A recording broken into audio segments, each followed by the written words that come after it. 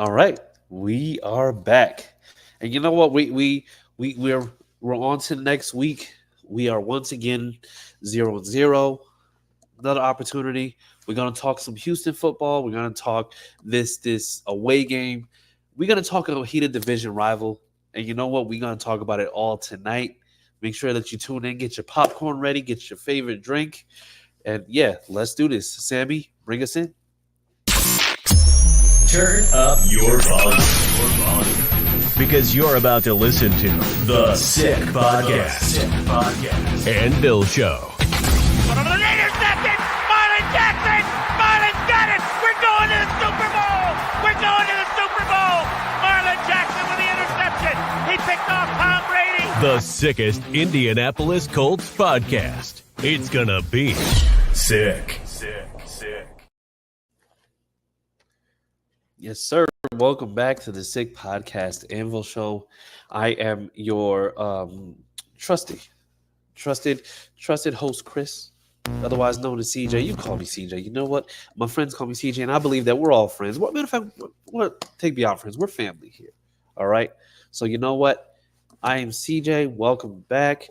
We're gonna go into a lot of just like I said, football talk today, and before we do, let me just go ahead and just tell you that I expect for us to get a lot of touchdowns, but not only do we expect to get a lot of touchdowns here, but you know what? We expect to get a lot of TDs, expect to get a lot of tutties, expect to get a lot of scores. We just want to see those points. We want to get in the end zone. And you know what? Touchdowns matter more at DraftKings Sportsbook, an official sportsbook partner of the NFL. We don't care how they score them. We just want to bet on touchdowns. I just want to bet on touchdowns, but Missouri's betting laws are terrible. But DraftKings Sportsbook is delivering for you guys that can, right there in Indiana. So if you're ready to place your first bet, try betting on something simple like a player to score a touchdown. You go to DraftKings Sportsbook and make your pick. I think we just bet on some things this past week, but you know what? We're going to double down today. We're going to double down. So if you're ready to do a touchdown dance of your own, new DraftKings customers bet $5 and get $200 in bonus bets instantly. So you score big with DraftKings Sportsbook, the number one place to bet touchdowns. Download the Sportsbook app and use code SICKSPORTS. That's SICKSPORTS. All capitals, no spaces. That's code SICKSPORTS for new customers to get $200 in bonus bets when you bet just $5. Only at DraftKings Sportsbook. The crown is yours. Gambling problem? Call 1-800-GAMBLER. In New York, call 877-8-HOPE-NY or text HOPE-NY 467-369. In Connecticut, help is available for problem gambling. Call 888-789-7777 or visit ccpg.org. Please play responsibly on behalf of Boot Hill Casino and Resort in Kansas. 21 and over. Age and eligibility varies by jurisdiction. Void in Ontario. Bonus bets expire 168 hours after issuance. For additional terms and responsible gaming resources, see dkng.co/ftball. Yes, sir. All right. And I know that we see it tonight. Big P is on granddaddy duties, and Clyde is a little bit under the weather. Even I'm a little bit under the weather. This weather stinks. I'm an East Coast guy. Been living in the Midwest for the last year and a half, and I'm gonna say the weather stinks out here. Not gonna lie, but you know what? That's fine. It all works. But you know what? Let's just go ahead and bring him in. I think we have good brother Blue Meanie with us this evening. Yep, there he is. Evening, all right. Yep, there he is. And you know what? Like I said, I'm glad to have you. Meanie, go ahead and just tell the people where you're from, exactly where to find you, and then we're gonna get into it. Original Homer, old school Blue Crew guy. You can find me at BlueMeanieColts. It's not .com. It's on the Twitter box, kids. It's on the big X is where to find me. Or you can also find me on Facebook under Blue Meanie Colts. All right. Thank you for that. So y'all stuck with me tonight. Stuck with us. There we go. And then we also have a first-time listener. I want to shout out Michael Darst. He says first-time listener. He says EG, which I guess he's shouting out me because there you go. Mr. Darst, God love you, buddy. Yes, absolutely. So yeah, man. But you know what? Let's just go ahead and get into it because I know we got a heated rival that we are dealing with this week. And you know what? It's not a heated rival in the fact that, this is a team that we have just had a lot of struggles with. This is just a heated rival because I think they're at the point where they just really feel entitled. They really feel like they are going to win regardless. I mean, I don't know. They seem very confident, but they arrogant, seem I think would be the right word. Okay, arrogant. We can absolutely go with that. We can go with arrogant because, I mean, honestly, that's what it is. It's just like they are moving with a certain amount of confidence that I've never seen them move with before. So, hey, Teresa, you're wearing a disguise tonight. It's nice to see you. All right. And they said, that's like our privilege. Yeah, they are feeling a little bit overprivileged. Which, by the way, you should see us live now on Facebook. So yes, please make sure that you're going and liking, commenting, sharing from wherever you're watching from. But yeah, so we got to talk about this. We got to talk about this Houston game because this is a big game that has a lot of implications. They're a team right now that's 5-2. We are 4-3.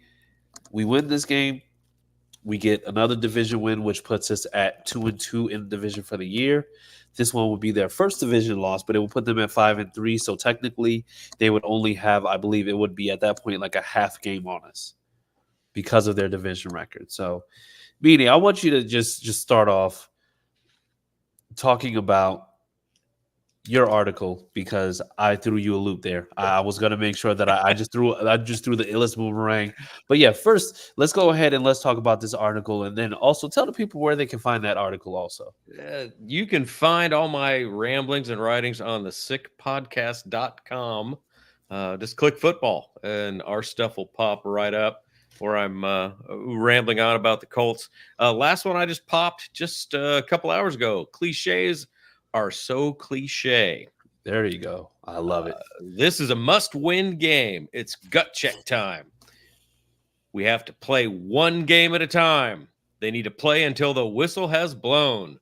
They need to play 60 full minutes of football. The guys have to give 110% this week. They need to leave it all out on the field. Jeffrey Epstein didn't kill himself. That was exhausting. Now that I've got all that damn cliche stuff out of the way, it's on to the synthesized meat product and the lab-grown spuds. I'm not going to beat around the corpse of the horse that's been beaten to death since last week, but man, that was ugly. We all know it was ugly. It's time to move on this week. We got the Texans.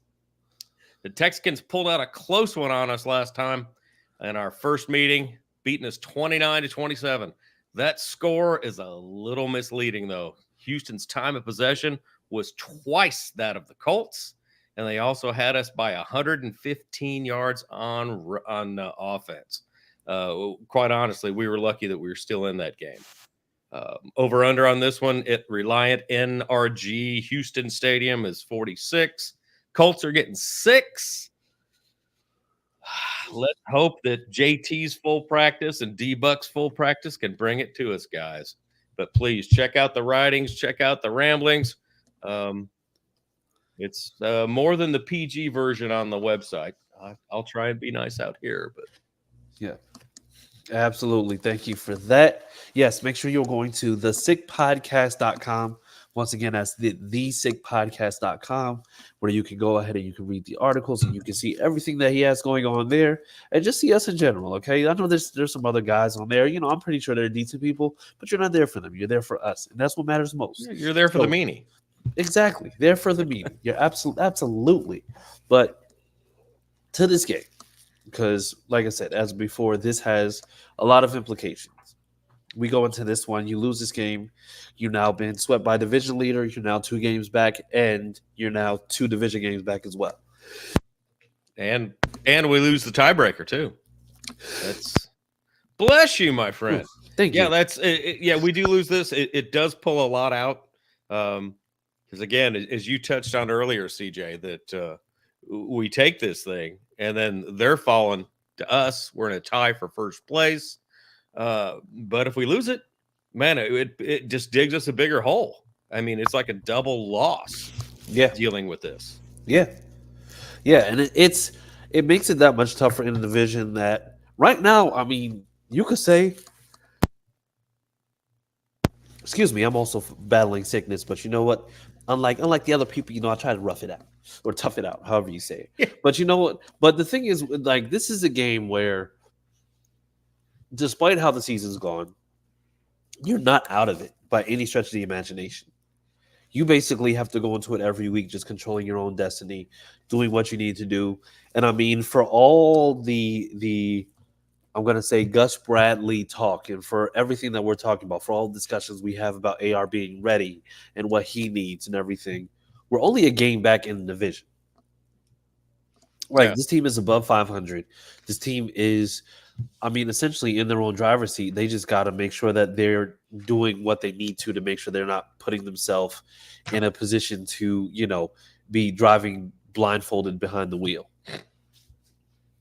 But I want to say with this game in particular, we see that JT's back. We see that Buckner's back. The only people who were listed as did not participate were Jalen Carley's, which I think that's going to be a little bit of a hit to us, and Gennard Avery, which I don't believe is going to be an issue at all. But the thing is, everybody else is now trending towards playing. So right now, you have the opportunity to be able to really just go out there and just make an impact. But what scares you the most about this Colts team going into this game? Our inability to score. Oh, okay. That's it's so many times that we come up against it, and you think we're going to score. And like I said on the last podcast, those 3 and outs, man, 6 of them just bang, bang, bang, bang, bang, bang, bang. Yeah. That was 5, bang, and one more. That just really popped us squarely in the backside. That just, it stalls stuff out. I don't know if that's an AR thing, if it's a scheme thing, but that poor kid over 60% of the time was hurried. Yeah. And Miami, God love them, over 50% blitz. You have to appreciate that. Yeah. They came to play. Yeah. And it was tough kind of seeing that, but I think the biggest thing is going to be that I don't think we're going to see anything that we saw like this past Sunday today. I mean on this Sunday coming up. And the only reason why I say that is because we're not looking at this team really just being rushed at a very high clip. I think they're still going to be missing Jimmy Ward. And I think they have one of their linebackers that's going to be out that's actually been playing pretty decent for them. So, I don't know exactly how they're going to do it. I think they may, because like I said, we saw that they played back a little bit and they got beat over the top. So I think this game, you might be daring them to, throw intermediates. That's what everybody's done to us all season. Yeah. That's that Gus Bradley system. It's just keep the LBs back, and unfortunately, you give them that whole middle real estate. Yeah. Yeah. And to my question, the thing that's I'm going to say scares me the most is whether or not Gus Bradley is really going to switch things up with his defense. Yeah. Because the last 2 weeks, we've seen CJ get pressured immensely, and it's been throwing him off. Yes. Immensely. And so, but the thing that we also know about Gus Bradley is that he's a man who is very stubborn in the fact that he doesn't like to change anything. No. You give CJ time in the pocket, man, he's going to burn you. Oh, yeah, he's going to make you pay. The kid's just got a quick trigger and a great arm. He's going to burn you all day long. Yeah. Yeah, absolutely. And that's why it's a little bit tough to just imagine that Gus is going to go and say, you know what, we need to get pressure on this guy. Let's do this. Like, I believe that we'll put pressure on him early, but then Gus is going to back off because that's what he does. If something works, he'll let it work. And then the moment that it doesn't, he'll just switch back to the things that don't work. Put your foot on the gas and just keep going. Fortunately, our DBs have been playing a lot better the last few weeks. Yeah. Been real happy with the DB play. Yeah. Get the line a little more shirt up. But again, as you touched on, man, we're falling back onto that Gus Bradley scheme that's just No thanks. Yeah, absolutely. Trying to put it But nicely. yeah, The let's get to some. PG-13 meanie. Yeah, exactly. There you go. But here, I'm gonna get to some of these comments, and then I got another question to ask you because we definitely want to do that. But we got Tree saying hello, fellas. Michael Dar saying a win is a win, no matter how ugly. Absolutely. Hey, He Mike, said, if you agree to that philosophy, check out my last one. I put putting the rage in average. I discussed the attractiveness of that Miami Dolphins game. "Yep," and there was none. Guys, yeah, that was Exactly. there was none. Yes, there. Exactly, my Here, friend. that's a trick question because there was none at all. But Exactly was a trick question. but then he said, he said time of possession has been a big issue for us all year. Absolutely. Daniel, what's up? He says, Clyde, Wesley Oliver, you're MIA. He said, what's up, fellas? It'd be nice to see Grant Stewart in the rotation on Sunday with EJ Speed. Our inability to be consistent scares me. Yes. Yes. Gloria Stone says, hi, guys. Daniel again says Texans have did their own hefty injury, or they did have their own hefty injury report this week. Yeah, they did. That's absolutely true. And then they also have Kevin saying, good evening, fellas. Michael says, our games have been hard to watch. And Tyler Townsend said, what's up, boys? What's going on, Tyler? So, thanks for watching, everybody. Appreciate yeah, absolutely. Thank you for being here. We appreciate y'all commenting. Make sure that you're liking and sharing the live. But it's in terms of this team, because we know what it is. Now, also, I think Stephen Holder did make mention of it today that they have AR, no matter how much he struggled, because like I said, the last couple times that he struggled, we've seen him struggle against teams that he really hasn't seen before. And I mean, to his credit, he struggled against the Dolphins, who have a solid defense pretty much. Like I said, he didn't get the chance to play the Titans too much, but that's the number one defense. Or that was the number one defense at that time. But for some reason, when he plays in Houston, and I know that, he played a limited amount in Houston last year to begin the year. But then he had week one where, if we're being honest, it was a good game for him. It probably would have been a better game if not for an insane amount of drops. I mean, AR stats versus Houston have actually been very good.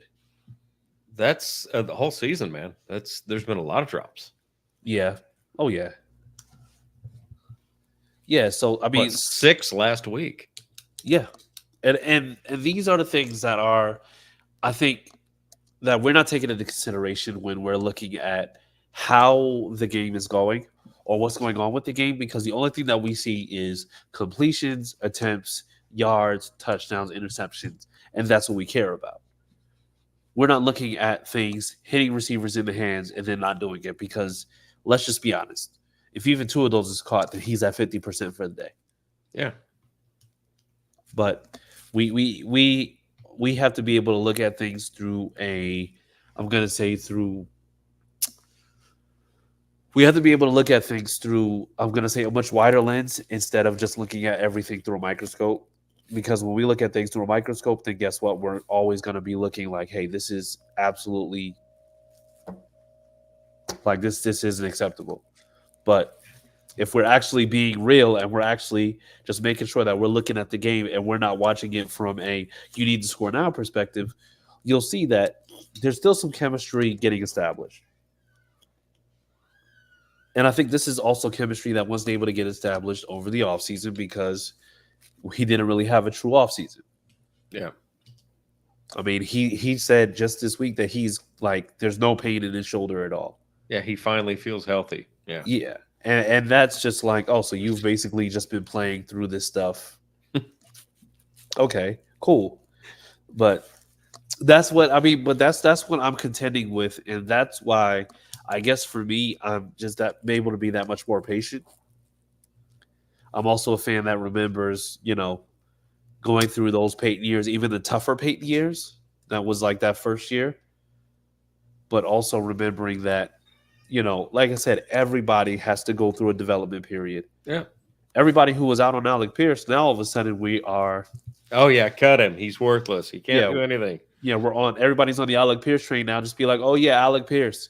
Yeah, he should be taking Michael Pittman's spot. Just be like, it took y'all 2 months to get to this point. Y'all are cutthroat. Hell, they all wanted to cut Nick Cross before the start of the season too. Oh, absolutely. And honestly, they were just like, "Oh, he's our best tackler. We need him for good now." Oh, okay, fantastic. I'm glad to see. It's just like fickle pickles. That's what they That's are. right. Another short-term memory failure. But then with that being said, right? Do you believe that AR can have a game better than the one that he had week 1? Yeah, I do. Uh, he's still going to have the jitters. I mean, it was obvious watching him. I think the O-line last week had a couple hiccups. Granted, we didn't have any sacks, but they got in there pretty quick. And as I was telling Big P last week, that had Flacco been in there, man, I was going to say that it was going to be ugly, but as Big P said, that Flacco would have been taken out on a stretcher. Oh, absolutely. Because it's just like there's no mobility. Yeah, AR's got the wheels that he can get around that stuff. And the more reps that this kid gets and the more game time and experience, and having Flacco on the bench, being able to talk to him and help him read defenses, I think the kid's just going to improve week after week after week. That's my and if I'm wrong next season, guys, feel free to come out and fillet me. But I honestly think that AR's the future. Dun, dun, Absolutely. dun. Yeah, and I think it's because let's just be honest. We are talking about being okay with going through the QB carousel again. No, Because Joe Flacco is probably the most temporary option that you have right now. He's a 39-year-old quarterback that, because of the fact that he was able to play when there was really no pass rush, that you believe that he should be the starter, and yet when things start to go bad, then what's the question going to be then? Then what's the solution? Flacco was on a podcast earlier, and they asked him about being a starter again, and he had said that he realized his age a couple weeks ago when he had to do that 21-yard scramble. Oh yeah, And he made it back into the huddle. He couldn't breathe. yep, He couldn't even call a play. He said, I then realized, damn, I'm old. yep, But yeah, exactly. this isn't he's played great, but that poor guy's body's not set up to do a full season.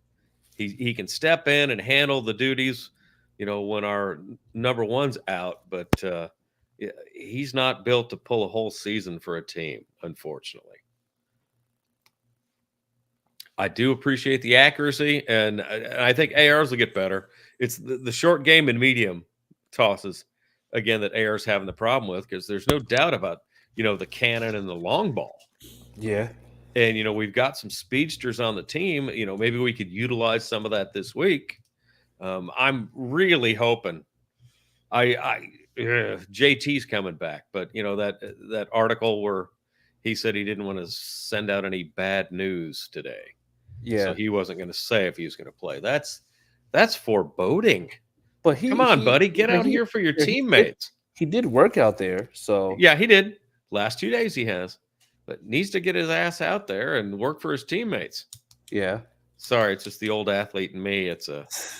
Yeah, I realize your leg's broke. Get your ass out there. Yeah, it's like, But coach, my foot's turned backwards. Oh, you pussy, get out there. Okay.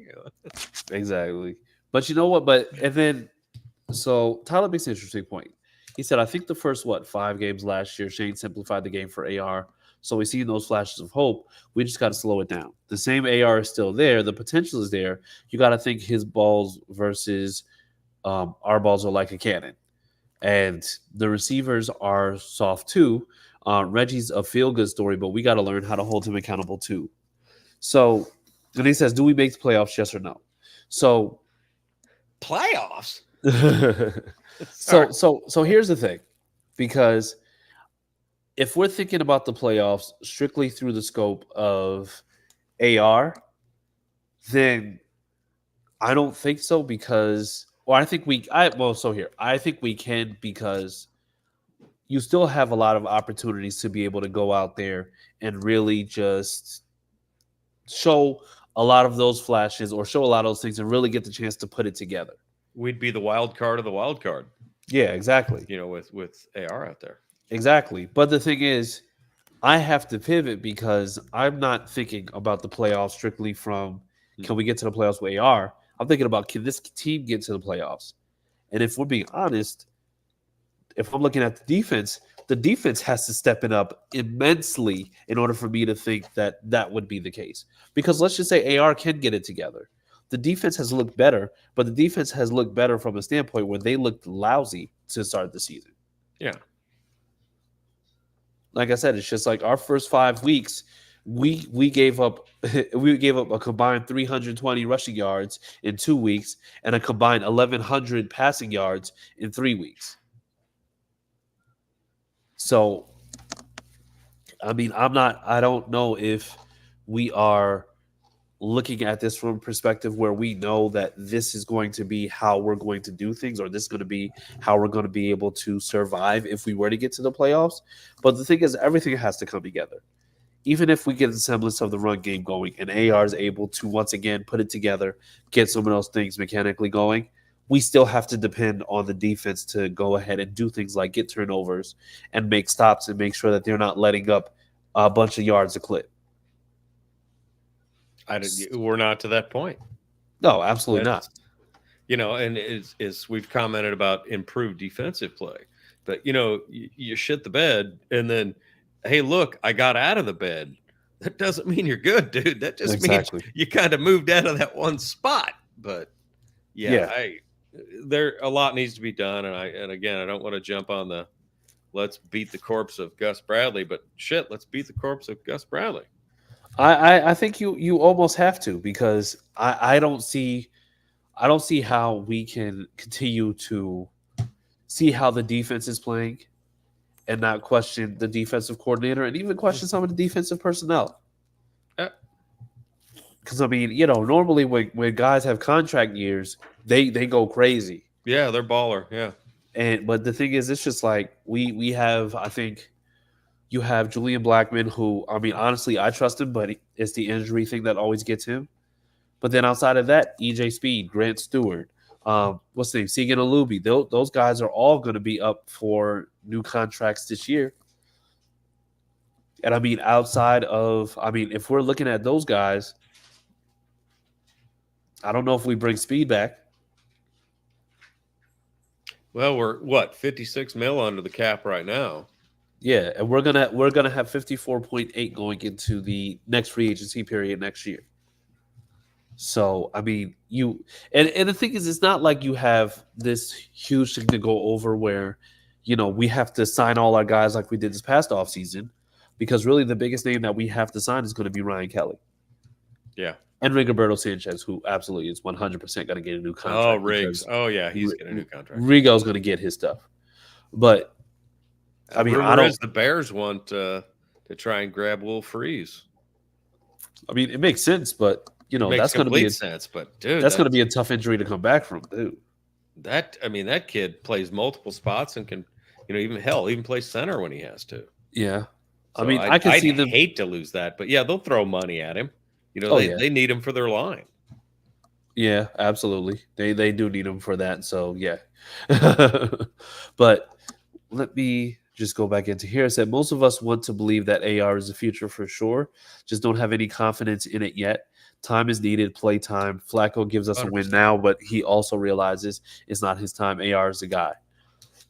And we can also speak to the fact that when you have an older quarterback, it's the way that this league is set up, it's going to be really tough for you to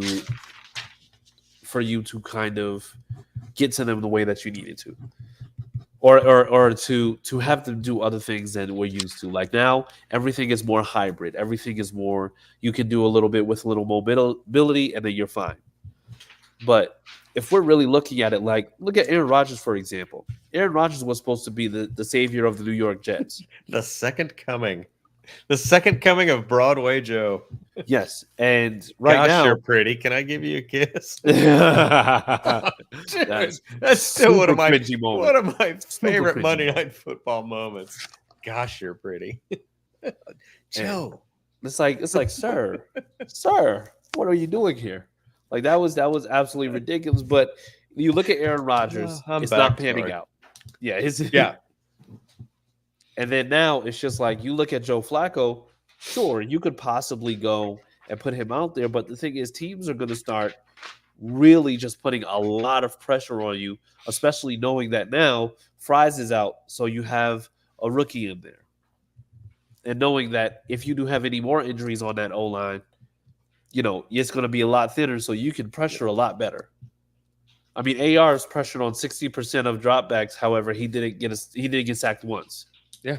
And that doesn't speak to the O line. I think that speaks more to his ability to escape from those things, and we saw it on display.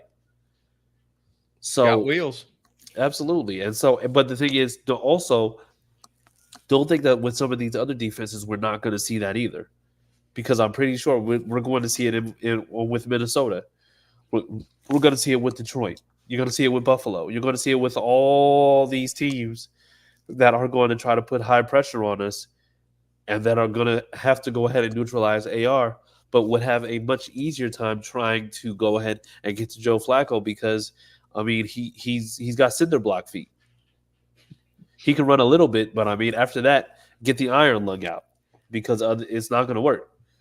Well, the DCs across the NFL. I mean, it's AR will show composure, but I mean, hell, every one of them's got to be thinking, rattle this kid. The inexperience. Anybody's going to get jarred by things they haven't seen before. Yeah. So I got to think that freaking every DC is going to bring the kitchen sink from here out, as long as AR is behind center. Oh, absolutely, absolutely. And but the thing is also, like I said, in the midst of him putting it together, when he gets pressure like that, that slows things down too. Yeah. Like that's going to make it so that you have no choice but to go ahead and respect it. And I think we are also going to be looking at, how it's going to be working with JT moving forward. Now, here's something that was thrown out there, or something that somebody said, and I want to get your opinion on it. So, like I said, with JT, they're just like, hey, JT's paid. He's going to be out there. We know what he's capable of, but do you think that there's a chance in the offseason that you draft a guy to kind of be like the 1-2 with JT, or do you think that you got enough with Goodson to be like to basically say, yes, you can go ahead and be that 2 in that 1-2 punch? I like Goodson. I was professing that in the weeks before, that I thought he should be getting the start over Sermon. I wouldn't be surprised if Ballard saw a good deal on a running back in the draft if we grabbed one. I mean, he wasn't with the team at the time, but I mean, crap, we had Marshall Faulk, and then that nice kid came out of Florida, and we didn't need another running back, but shit, we went out and grabbed one. Yeah, I'm really glad we did. Oh, absolutely. We don't know if that's going to happen again. I really wish I knew what was going on with JT. And this team has been terrible. As much as I love the Horseshoe and I love those guys on 56th Street, they're terrible about injuries. We have no clue of what's going on. They'll tell us one thing, and then the dude's carotid arteries open in the background, and he's just spurting out like, oh, he's fine. It's but a flesh wound. Crap. We get JT back. I feel a lot more confident about this game this week. Yeah. I mean, it's just as I keep beating again. I apparently love to say beating the horse, but we're playing 4D chess if JT and AR are both out there. Yeah. You've got to be playing, the X and the Y axis and watching all planes of existence when those two are there. 100%. Come on, JT. I know you're watching, buddy. Get your ass out there. Support your teammates. Don't make me text your mom again, dude. Oh boy. Don't threaten to text my mama, because that's when things get real. That's right. Get mama involved. Oh man, it's getting real. So then I'm gonna say what in that case are the keys to success this week? And I'm gonna say both offense and defense. Defense, we need to bring some pressure. That's as you so keenly hit on. You got to have some pressure on CJ. You give that kid time in the pocket, and he's going to pick us apart all freaking day long. DB's got to continue with their level of play. And God, Gus, please let the linebackers do their job. That's what their job is, to back the line, not sit back like that. Yeah. It's like, holy crap, dude. Let the D actually be a D. The whole, and this has been a theme with us the last 3 weeks about Bradley putting everybody in a box. It's great to have the scheme, but man, let these kids play. Offensively, I didn't like that we didn't look that aggressive last week. We had the one pop to Alec Pierce in the third, and that was it. Yeah. I think honestly we need to be more aggressive. This is and as I said, is the cliche thing. This is a must-win game. We're behind the 8 ball. We lose this damn thing this weekend. We're playing catch up for the next 4, 5, 6 games. If we lose this next game, we're in control of our own destiny. If we can bring this out, if JT comes out again, we're bringing out that extra dimension, and we need to be spreading it out. Having it in the 3 wide. And having 3 different guys out running routes, I think that's the way to go, is spread this field out. Their secondary is decent in Houston, but it's not great. So, if we can get these guys to where they're having to play honest and back up, and they're having a one-on-one on our receivers, we'll win that all day long. And I think that's going to be the what is absolutely 100% you're correct. And that's going to be the biggest difference. Because if you stand back and you allow a quarterback like CJ Stroud to just go and, I'm going to say, just impose his will, you're going to pay. And that's the toughest part about it, because then you know that if you don't pressure him the way that Green Bay pressured him, the way that New England pressured him, he's going to absolutely have a field day. And not taking advantage of the fact that Nico Collins is out, where, and I've said it before and I'll say it again, Nico Collins is his emergency valve. Yeah, it's a safety blanket. Yeah, because if you see any of the plays that Nico Collins has made, he's not making a lot of these plays in stride. He's basically working towards the middle of the field, and then he's working towards the sideline and getting all these crazy toe tap catches with CJ scrolling out of the pocket.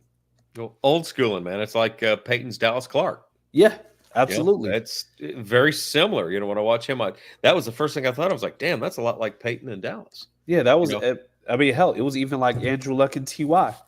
Because remember, T.Y. was if he's not beating you over the top, he's able to really just beat you to the sideline, and he's toe tapping. Teresa, I'm sorry, I'm laughing. Yeah, I know.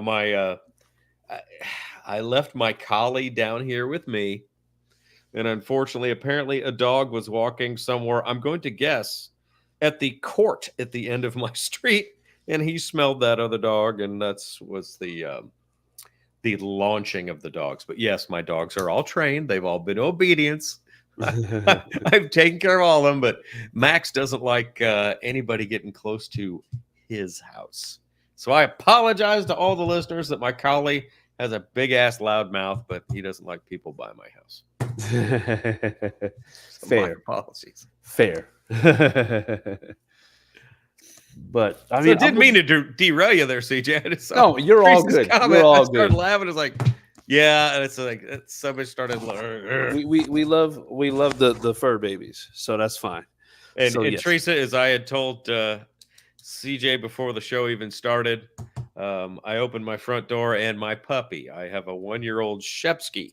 Half shepherd, half husky. He decided it was time to go explore the neighborhood. And there's nothing like a 54-year-old man that's not quite in athletic shape anymore, chasing down the street and grabbing a puppy. Well, puppy, it's 75-pound puppy, by the neck and dragging him home. So it's been a great dog night for me. Absolutely. And I'm back to talk Colts. Sorry, CJ. No, you're good. You're good. You're good. But what I was going to say, I think you're spot on with the defense. If the defense can be aggressive and actually, put like at least a 5-man rush out there, I think Oh, you at set least. yourself up for success. Put a 5 or 6 man rush consistently. You're absolutely going to be able to go out there and pressure CJ and make sure that you're getting to him at a very, very high clip. That front Now, four just alone is not getting it. no, absolutely not. And the thing is, in today's NFL, you got to send something exotic. You can send a 5 or 6 man rush and disguise linebackers blitzing, and also disguise or disguise your ends. I think you utilize Latu well if you send a 5 or 6 man rush, and let's just say you have EJ and Zaire rush, and you leave Alubi out there in the zone, and then you put Latu out there to cover a flat zone or to cover a curl, so that way it's just like you're disguising coverages in a way where you're utilizing these people. Because if you've ever seen him play in UCLA, you know Latu can do a lot of those things. He can disrupt, he can intercept. He has a good eye for the ball. He has good instincts, but you're not using it properly unless you're actually going and giving him different looks to be able to work out of. And hopefully we're going to have D-Buck back. Yeah, he And, will. you know, Yes, they're going to have to account for D-Buck. yes, You know, absolutely. that's almost like bringing a 5-man rush. Exactly. So, you know, if we change that scheme up a little bit and, you know, have the 4 come out, and then also maybe do the 5 or 6 man and even the fake linebacker blitzes, you know, just shake shit up a little bit. Absolutely. And you absolutely want to go ahead and make sure that we're shaking things up, because that's how we're going to be able to go into this game. But I think that's also how you make sure that you're giving the offense more time. Yeah. I feel like maybe if this offense had more time in the first game, it would have been a lot better for AR. You would have given him a lot more opportunities. But I mean, you know, we had 20 minutes out of 60 minutes to operate with, which isn't really a good thing at all. Not at all. So I think really you have to give them an opportunity by getting turnovers or just getting a lot of pressure on CJ all game. That's a big one. That's something we haven't touched on. That you're right, CJ, is we need to start working on turnovers. Yeah, absolutely. I mean, it's in it, and if you look for points points after, dude, we're like a dead zero. Yeah. You know, that's hence going back to my point about getting the offense involved. And Sean Conkright, I got to agree with you, my friend. That's there do need to be some CB blitzes. Oh yeah, absolutely. That was Kenny's specialty when Eberflus was there. Yep. And I mean, he did it at a very high clip, and he was successful too. But Keeping once them again, honest, man. That's yeah. You know, if you're just bringing the same 4 every time, okay, then you know, then they can do that same dance, that same waltz all damn game. Yeah. But shake that shit up. Exactly. But on offensive side, though, I do believe this is going to be the game where you want to go ahead and you establish a lot of that RPO early. You establish the RPO early, let AR get into some of those short intermediates. Yep. And then have them get comfortable, and then you hit them over the top. I have to agree with that, my friend. Yeah, I want them to be aggressive on offense, but I also want them to make sure that you're calling a game that you know AR is going to be able to execute from the very beginning, and he'll be able to remain consistent with it for the whole entire game. I think they clean up the drops this time. Yeah. So, and like I said, if you clean up the drops alone, I think you're money. Like, you're absolutely money. But So you think Reggie had all the guys in front of a jugs machine? I just punching them in the chest. I would literally do the exact same thing, and I would do that all week. Like, listen, Does it hurt yet? exactly.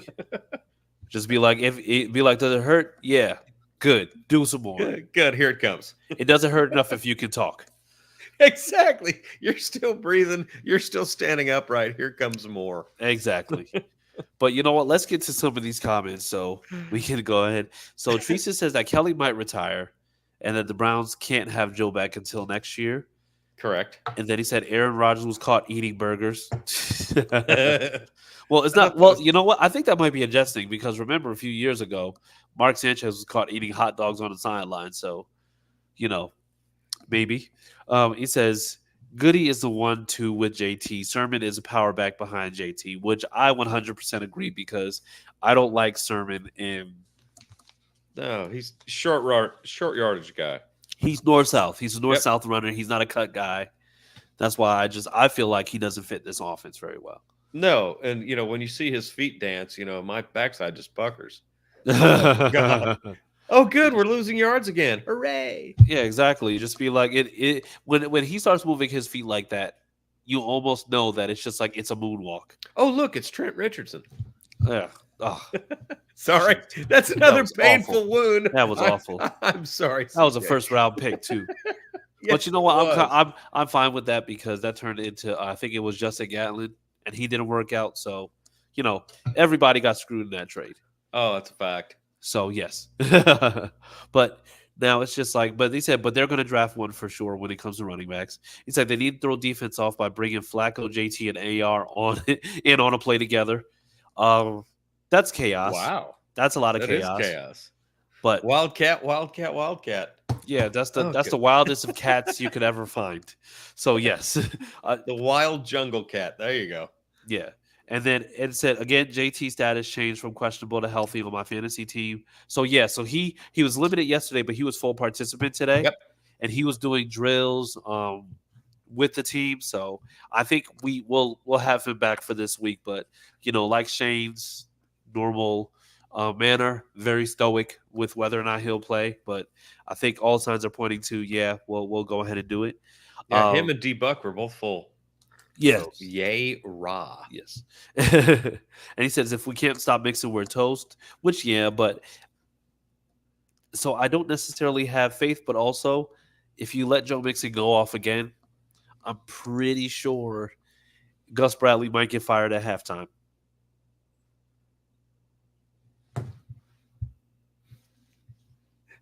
Man, I wonder if we could bribe some guys to, just let Mixon get an extra 4 or 5 yards. Yeah, just in the first half. just let him. Just let him. Exactly. We promise greener days are here. That's right. They said Mr. Eric has him dog straight. I know you were laughing about that. And he said, hey, better late than never. And Sean said, better late than never. Blitz the CBs too. Yep. But you know what? And we can actually speak on that as well. Because I think we said, or it says, I think Shane could be calling a better game as well. He seems to be holding back compared to what he is supposed to be known for. I didn't like the play calling last week. I don't think I'm alone. You say you didn't like it? I did not like it. I wasn't a fan either. And I think Shane owned up to that because he did say, I could have absolutely called a better game. Yep. To which And I 100% agree. I agree. Yeah, I don't think there's anybody that really thinks that, that game absolutely could have been called better by him because you're getting pressured at a very high clip and you're going against a secondary that is 100% trying to make sure they take all wide receivers out of the game. And you're still just running that we absolutely could have ran the ball a lot more and could have done a lot more, but I mean, it still ended up being a win, but still, it's just like Shane can absolutely 100% call a better game. Yeah, we almost lost to a second and third string quarterback. Absolutely. Then Tree says, watching the Vikings so I can give the team some pointers. Thank you, Teresa. we appreciate the work that you do for the team. Thank you very much. Thank you. Yes. And so, but with that being Scouting said, report. With that being said, now that we've talked about the game, let's go ahead and get into these sick picks. It's time for Sick Picks. Brought to you by DraftKings. The crown is yours. All right. So with that being said, sick picks of the week. Meanie, what you got for me? I wanted to lean at the JT thing again. I'm going to go with the defensive score. Ooh, defensive score. Defensive score. I'm Gus.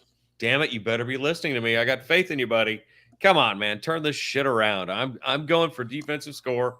I came close last week on defensive score.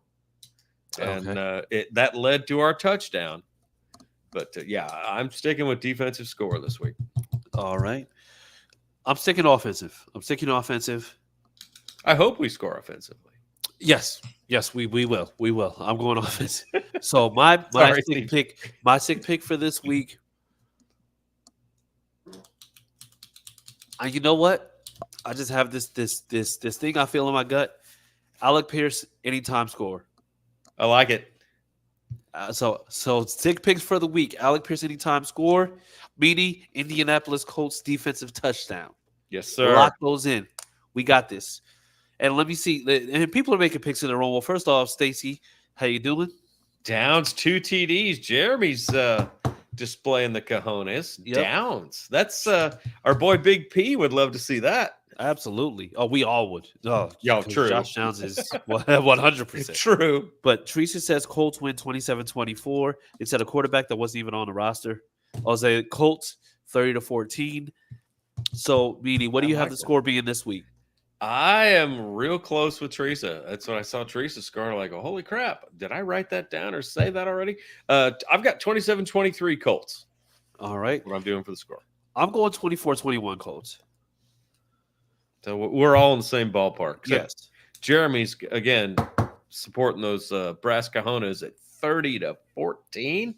Yep. Jeremy, I hope you're right, buddy. I'm buying you a beer if you are. But, wow, that's going to be a show. It would be nice to see the offenses come out, light it up, and just keep their foot on the damn gas for once. Yep, absolutely. But you know what? We hopefully will be able to do that. And, you know, I want to say, I want you all to keep your foot on the gas when you go into sickpodcast.com to read Meaty's articles, because he's out here writing some fire. I know the pen is hot when it comes off the paper or the digital pen because he's typing. But he's literally out here just putting together some great work. So make sure that you go to the sickpodcast.com. Sammy, can you bring up the website so that people can see? They can type it in and make sure that they're going to the page. It's the sickpodcast.com. Make sure that you are following both of us. Meaning, where can the people find you again? There it is. HTTPS, all that good stuff, the sickpodcast.com/Anvil Show. And you can find all our stuff there, or just hit football, and it will take you to all our stuff. You can find me on the Xbox, on the Twitter, on the interwebs at Blue Meanie Colts. And you can also find me on Facebook as Blue Meanie Colts. You said on the Xbox? On the Xbox Twitter box. Sorry, I'm doing the old guy thing. Did you notice, CJ? I said the interwebs. I love it, because the thing is, I just don't want people to be coming back next week talking about I couldn't find you on Xbox. That's right. You're right. I apologize. Yeah, no, I'm not on Xbox. I do love my Fallout 4, and I've probably spent a good chunk of my adulthood playing Fallout 4 on Xbox. But no, I am on X/Twitter at Blue Meanie Colts. Yes. All right. And that wasn't a commercial for Xbox. I apologize. It was not. However, Xbox, if you're watching. That's right. Microsoft, Bill, we'll take the check. Boom. And you can find me at CJ Colts Fan on Twitter. You can find me Chris Bolt Speedman Jackson on Facebook. If you want to know what Speedman means, find me on Facebook and we can talk about it. In the meantime, and I think we have one last question from Brittany. Welcome in late. Do we know if Houston secondary will be back? Lassiter, Al-Shaair too. Al-Shaair, it's looking like Al-Shaair is going to be out. Lassiter looks like he's been practicing. What's the name? Jimmy Ward's going to be out, what it looks like. So, yes. So, there are some guys who are out. We're still going to be monitoring, and then we're still going to see it. But it looks like there's going to be some noticeable guys missing, and it looks like we're actually going to be fairly healthy. So, keep praying. We're going to be good. Sean says 31-30 Colts. Teresa says, good show, guys. Chris, you seem under the weather. I am a little bit. Get well, my friend. Thank you very much. Mr. Eric, have a good weekend. Go Colts. See you next time. Get this win. Absolutely. People, hey, listen, we appreciate the love. We appreciate everything. Make sure that you continue to like, comment, share, subscribe, all that good stuff. We love you guys. We will see you on Tuesday, hopefully after a Colts win. Hey, listen, we love you. This has been the Sick Podcast Anvil Show. Sammy, take us out. Ain't no. And that's a wrap. Hope you don't miss us too much until next time. Follow the Sick Podcast Anvil Show on YouTube, Instagram, Facebook, Google Play, and Apple Podcasts.